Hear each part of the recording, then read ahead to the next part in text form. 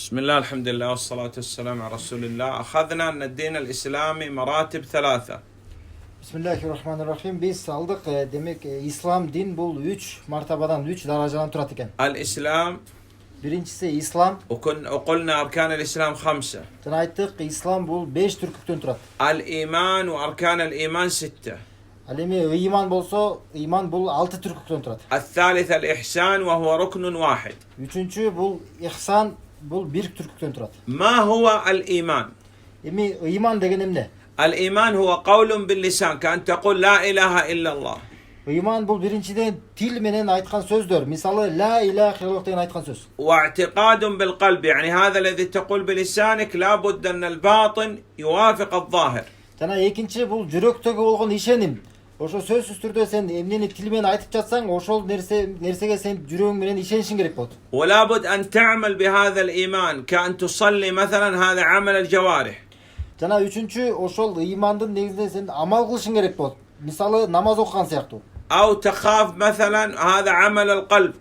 Же تخاف من мисалы الله. эгерде сен Аллахтан корккон болсоң, бул жүрөктүн амалы болот.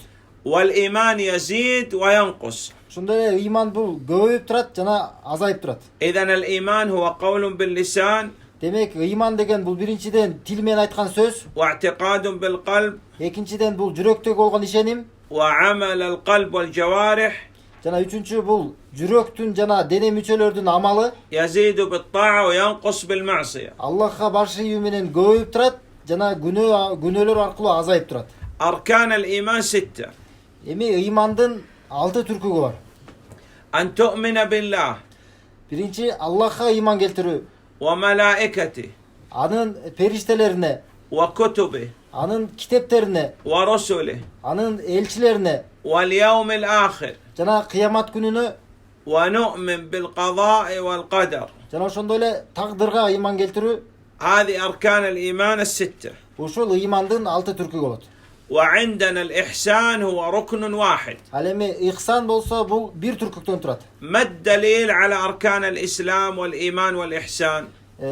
Исламдын, ыймандын жана ихсандын түркүктөрүнө далил кайсы? حديث جبريل عليه السلام. Жибрил алейхиссаламдын хадиси.